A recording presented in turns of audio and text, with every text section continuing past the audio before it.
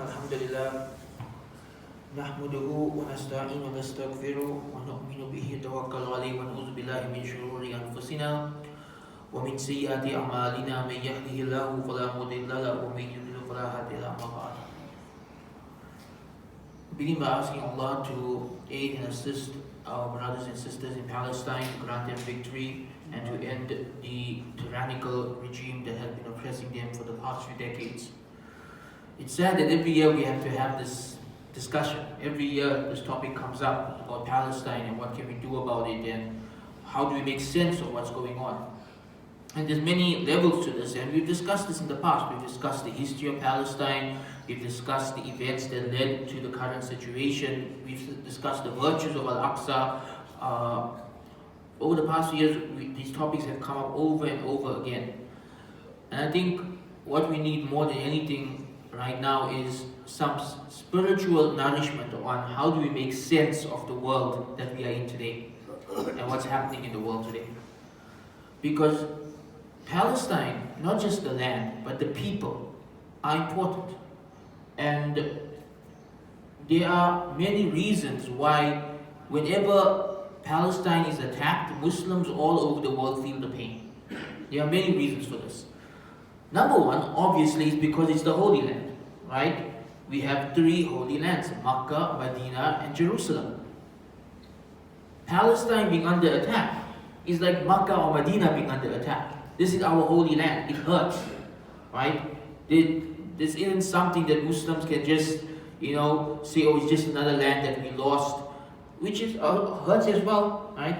Even if a land is not holy, it still hurts when Muslims lose it. I mean, think about Spain. Muslims lost Spain hundreds of years ago. It still hurts when we think about it, right? But when it's a holy land, it hurts even more. And we've discussed in the past why Palestine is a holy land. It is the land of Masjid al-Aqsa, the first Qibla, the land of the Mi'raj. The Prophet ﷺ was taken in the Isra, in the night journey to Jerusalem to pray with the other prophets and taken for the Mi'raj from Jerusalem. It is the land of the prophets, the land of Jesus, peace be upon him, the land of Dawood and Sulaiman alayhi salam. It is the land of the Anbiya. It is the land that Musa alayhi salam wished to live in and the land that Yusha alayhi salam conquered. It is a land that is linked to our religion in so many different ways.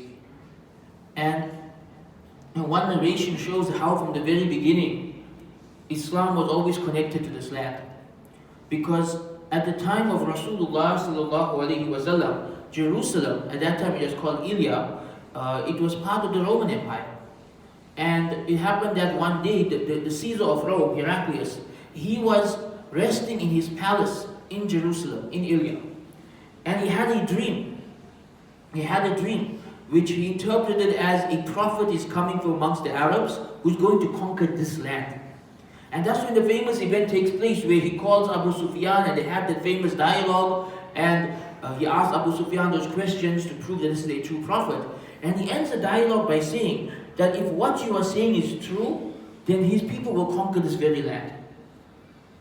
Think about this. The Heraclius of Rome, the Caesar of Rome, right? Heraclius himself, the Caesar of Rome, who wasn't a Muslim, already understood that this land is going to belong to the Muslims. Even at that point in time, when the Muslims did not yet have true political power, already he knew this land will belong to the Muslims one day. Even though at that time it was part of the largest empire in the world, Rome. And within a few years, Umar ibn Khattab, during his reign, they conquered Jerusalem. And many people don't realize this, but the jihad that was initiated in the time of Umar ibn Khattab in that direction, the primary goal of that jihad was to take Jerusalem. Yes, along the way they took Damascus and Asham and all the other lands, but the goal was Jerusalem, because that's the third holy land. And it needed to be under Muslim rule. And they wanted to get the third holy land under Muslim rule as quickly as possible. And it remained a Muslim land for the bulk of our history. There's really only been in our history 3 points in our history where Muslims did not rule over Jerusalem. Number one is the beginning, right? Obviously in the beginning, right until the conquest in the time of Umar ibn Khattab, that land was part of the Roman Empire. Number two was during the Crusader era. when the Crusaders came in and they massacred the Muslims, they took over Jerusalem and they ruled it for 90 years. We all know the story. Salahuddin Ayyubi, he saved the day, he came in, he fought them and he took the land back. Right? And the third time is now, for the past 70 years, with the Zionist problem. So, Jerusalem has always been linked to Islam. From the beginning of Muslim history, it has always been a holy land. It's been a place of pilgrimage, a place that the Prophet ﷺ said that a religious journey is only permissible to three destinations. Right? The Prophet ﷺ said a religious journey where you set off to go and pray in a masjid in another land. He said it's only permissible for 3 masjids: Al-Nabawi, the Masjid al-Haram, and Masjid al-Aqsa. Those are the only 3 places where you can make intention of a religious journey, that you are traveling there to pray in that masjid. That's how important this masjid is to us. That's how important this land is to us. But I want to say that the importance of Al-Aqsa is not just the land. A second reason why Al-Aqsa is important is the people. Who are the people of Palestine today? The people of Palestine today, there are many amazing qualities that they have that the rest of us can admire. Number one is their iman. These are people that no matter what is put against them, they never lose hope in Allah's mercy, they never lose hope in Allah's victory. They are there till the very end. And they will stand and they will stand up against a giant enemy, a David versus Goliath situation, and they will not back down. And we all can learn from their courage. You know, there are many Muslims who are afraid to even speak in favor of Palestine because, they might not get a visa for a vacation in another country. You're thinking about vacations with other people, lives are on the line. This is the level of cowardice we have reached. But the people of Palestine are our role models of courage. The people of Palestine are the last line of defense. The Israelis wanted all of that land, and they will do whatever it takes to take all of that land. And had these people fleeing, had they left the land, and by the way, that's what they're trying to do right now, get them out of that land. They're trying to push them out of that at this very moment. Had they all left that land, then there would be no Palestine. There would be no Palestine, the conquest would be complete. So they are the last line of defense. They are also our Muslim brothers and sisters. And we know that the Ummah is one body. When one part is in pain, we also feel the pain. And many of you may not know this, but a lot of the people of Palestine are the descendants of the Sahaba. Many of the Sahaba, their descendants are in Palestine today. You may ask how and why, the Sahaba of Makkah and Medina. Well, when Umar ibn Khattab and his armies conquered Jerusalem, many of the Sahaba decided, that's where I want to live. And they moved in, and they lived there. They lived in the cities around it, and their children lived there, and their grandchildren. For just generation upon generation, right until today, you can see people there who have their full lineage going back to the Sahaba. These are people of noble lineage. Right there. These are the people whose ancestors fought for that land, and they continue to fight for that land today. So this is very important people, and people who are very close to our hearts. And it's not just about the land, but it's about the people as well. Because if we had Jerusalem, but all these people lose their lives, it will still hurt. The people are as important. A third reason why the situation in Palestine hurts and frustrates Muslims around the world so much, and this is one we don't talk about enough, is that every time something happens in Palestine, it is a reminder to all of us of our own political weakness and what we lost in World War I. You see, the Zionist problem started before World War I. It started in the Ottoman era. When the Ottomans were ruling over that land, the Zionists already existed, and they would try to negotiate with the Ottomans, give us that land. And the Ottoman rulers would tell them, as long as we are around, you can't have this land. This is our land. And the Zionists made a deal with the British during World War I that should the British conquer the Ottoman lands, they will give that land to them.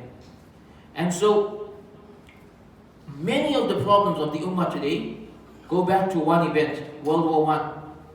Right? World War I was a catastrophe for the Ummah, one that we are still suffering from today. The fact that the issue of Palestine hasn't been resolved means we are still suffering from the aftermath of World War I 99 years later.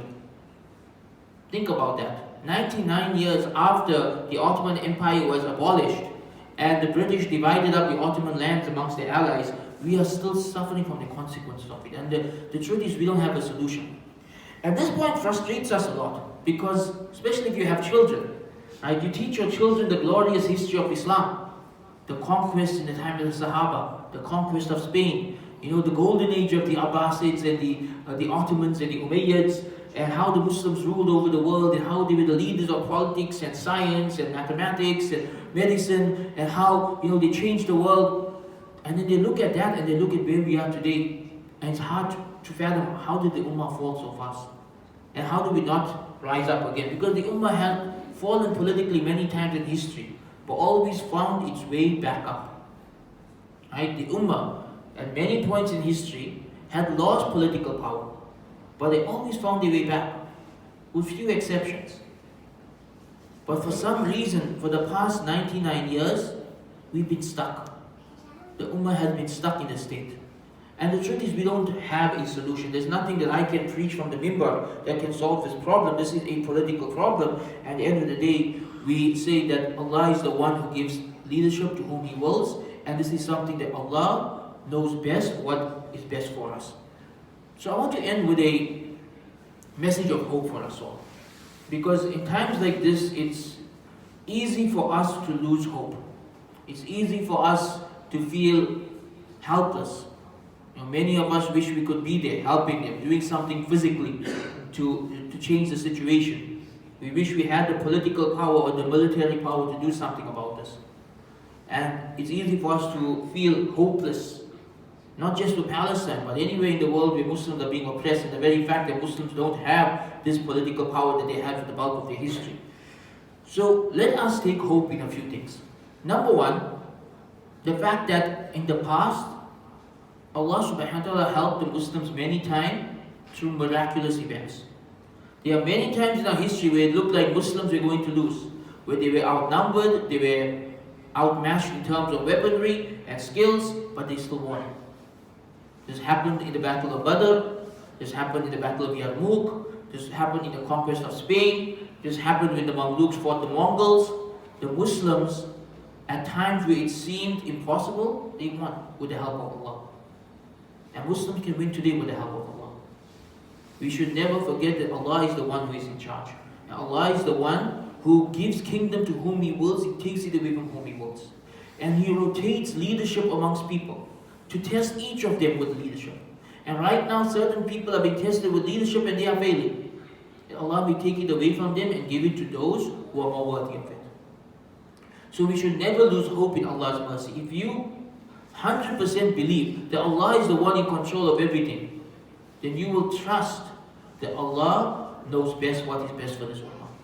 And sometimes even the biggest of tragedies may be what is best for the ummah in the long run. And it may be that Allah subhanahu wa ta'ala, through these tragedies, He will cause something good to come out of it later. Because many of the, when you look at our history, it goes through these cycles of tragedies followed by periods of greatness.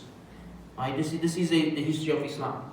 We look at the early days of Makkah, when Ammar ibn Yasir and his parents were being tortured, and the Muslims couldn't do a thing about it. The same feeling of helplessness, they couldn't do a thing about it. And Rasulullah sallallahu alaihi wasallam himself couldn't do anything about it physically. All he could do was walk up to them and say, "Have sabr, O family of Yasir." That's all he could do, walk up and say, "Have sabr." Because they literally had no political power. Yet within 20 years, the Muslims had grown into a superpower. They had grown into an empire. From where to where in such a short period of time? This really is a miracle that at one point they had so little power that they couldn't save one family. And within 20 to 30 years, the Romans and the Persians fell to the Muslims. Again, we see this at the time of the Mongols. When the Mongols took over the Muslim world, people thought it was over. The amount of Muslims who died at that point in time is more than what's happening now, perhaps. Right? Really, if you read the stories, it is frightening what the Mongols did to the Muslim world. Entire civilizations destroyed, entire communities wiped out, rivers flowing with blood. It seemed impossible that the Muslims would ever rise up again. Yet within a few years, the Mamluks defeated the Mongols at Ain Jalut, and a few years later, the Ottomans established their power and fought off the Mongols as well. And even more miraculously, some of the Mongols converted to Islam, and before you know it, Muslims are back in power. So Allah knows best, and there are things outside our control. We put our tawakkul in Allah, and we accept that Allah knows what is best, and we ask Allah for victory, and we ask Allah for aid, and whenever we are faced with anything overwhelming, whether it's in our personal lives or in global politics or in local situation, always remind yourself of Hasbunallah wa ni'mal wakeel. Say this anytime you experience any type of anxiety, anytime you feel overwhelmed about anything, whether it's personal or international, say Hasbunallah wa ni'mal wakeel. Remind yourself that Allah is in control. Allah is in control. Allah knows what is best for us. And that will get you through it. Finally, remind ourselves that those who cause tyranny and oppression on earth, Allah subhanahu wa ta'ala tells us in the Quran, do not think that we are unaware of it. Allah says, do not think that we are unaware of those who are tyrannical. Rather, on the Day of Judgment, they'll be held to account. So sometimes the tyrants, they receive their punishment in this world, but sometimes they receive it only on the Day of Judgment. And the Day of Judgment is called just that, the Day of Judgment. Why? Because on that day, anyone who thought they got away with evil in this world will have to face the full consequences of what they did. And facing the consequences in the afterlife will be much more severe than facing it in this world. So do not think that anyone has gotten away with tyranny, because the most just will judge them on the last day, and He will judge them harshly. So take solace in the fact that the Day of Judgment is the day when every tyrant will face Allah subhanahu wa ta'ala. On that day, He will be there as Maliki Yawmiddin, the King of the Day of Judgment, right? And on that day, the King will decide what to do with his tyrants, and none of them will have any power at all. Take solace in that whenever you feel like they are getting away. They are not getting away. Their time will come. If not in this world, in the Day of Judgment.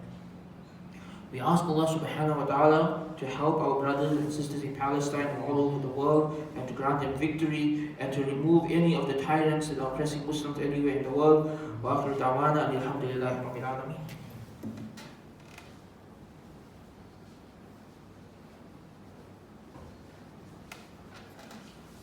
الحمد لله وحده والصلاة والسلام على من لا نبي بعد أما بعد فإن أصدق الحديث كتاب الله وخير الهدي هدي محمد صلى الله عليه وسلم وشر الأمور محدثاتها وكل محدثة بدعة وكل بدعة ضلالة وكل ضلالة في النار.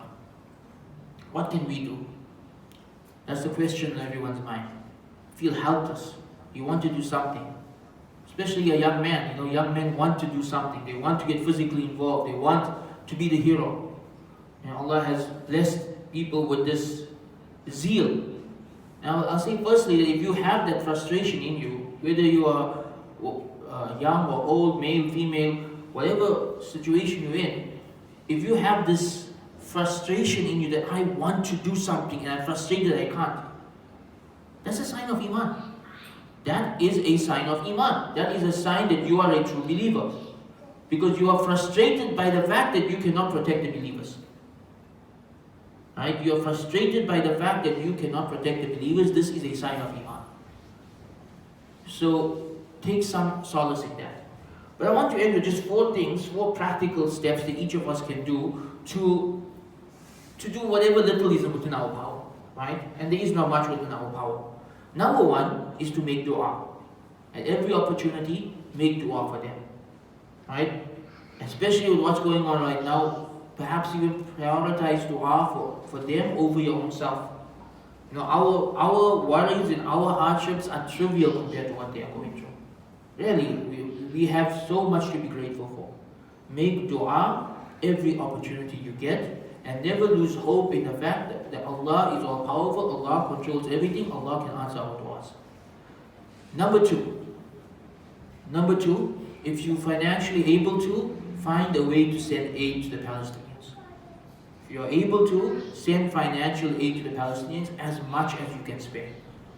But understand that the opposing side seems to have access to infinite aid, right? So we need to do our part to ensure that the Muslims are getting the aid they need as well. Number 3, boycott any businesses or political parties that are siding with the oppressors.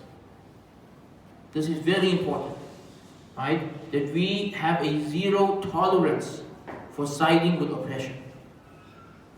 So any business, any political party that is siding with the Zionists in the massacre of the Palestinian Muslims, boycott them.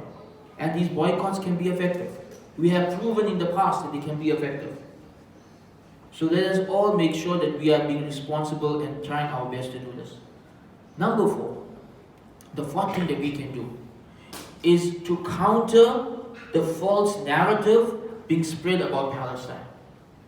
In whatever way you can, whether it's on social media, whether it's on a newspaper or radio station, whether it's at work with your colleagues, whether it's with students at school, wherever it is, be the voice of truth. Because right now, there is so much propaganda against Palestine that we have to be 24/7 working on countering it. There is just lies upon lies upon lies being spread by the media to make the Muslims look barbaric, to make the Muslims look like terrorists, to make the Muslims look evil. It's like, 20 years ago all over again. And we have the power to counter this today. 30 years ago, we didn't have the power to counter it. 30 years ago, anytime you're on the media, it's just the Zionist narrative with no sign of the opposing view. But now through social media, through Muslim news channels, through our own radio stations and TV stations, through our own blogs and websites, we have the power to provide the alternative voice. So use this. Use this to get the truth out there to as many people as possible. Because slowly the tide is turning. The tide is turning. If you look at the amount of people who supported Israel against Palestine 30 years ago compared to today, more and more people are becoming sympathetic towards the Palestinians because each year, more and more people are hearing the truth. So don't stop, because if we can turn this around, if we can show people the truth of what's going on, if we can help people realize the reality of the situation, then maybe within the next decade or two, there's a chance that the situation will turn around and we'll have victory. So the role we can play is in being those who propagate the truth and counter the false narrative out there. And it's not easy. It's not easy because there will be people who will come after you for this. There will be people who will call you names for this. Some people's jobs may be threatened for this. Some people's travel plans may be threatened for this. But this is our sacrifice, what we can do for the situation in this point in time. So try your best to do that. So again, 4 things that we can do to help the people of Palestine. We can send aid. We can boycott those who support their opponents. We can counter the false narratives in the media and social media. And finally, we can make dua. And we end with dua. We ask Allah to assist our brothers and sisters in Palestine and anywhere else in the world where Muslims are oppressed. We ask Allah subhanahu wa ta'ala to grant the Muslim Ummah strength and dignity and victory and political power. We ask Allah subhanahu wa ta'ala to restore the Khilafah to the Muslim world and to grant the Muslim world the power and might that it once had, so Muslims can be protected from the enemies and can live in peace within the boundaries of the Muslim world. We ask Allah to remove any obstacles between the rise of Islam in the Muslim world and elsewhere. We ask Allah to protect Muslims all over the world from oppressors and their enemies. And we ask Allah subhanahu wa ta'ala to grant solace to those who have lost their family members over the past few days in Palestine, and to put true faith and peace in their hearts, and to unite them all in Jannah together. اللهم انصر المجاهدين في كل مكان، اللهم انصر المجاهدين في فلسطين، اللهم انصر المجاهدين في فلسطين، اللهم اعز الاسلام والمسلمين وذل الشرك والمشركين. ربنا هب لنا من ازواجنا وذرياتنا قرة اعين واجعلنا للمتقين اماما. ربنا آتنا في الدنيا حسنة وفي الآخرة حسنة وقنا عذاب النار. سبحان ربك رب العزة عما يصفون وسلام على المرسلين والحمد لله رب العالمين. أقم الصلاة.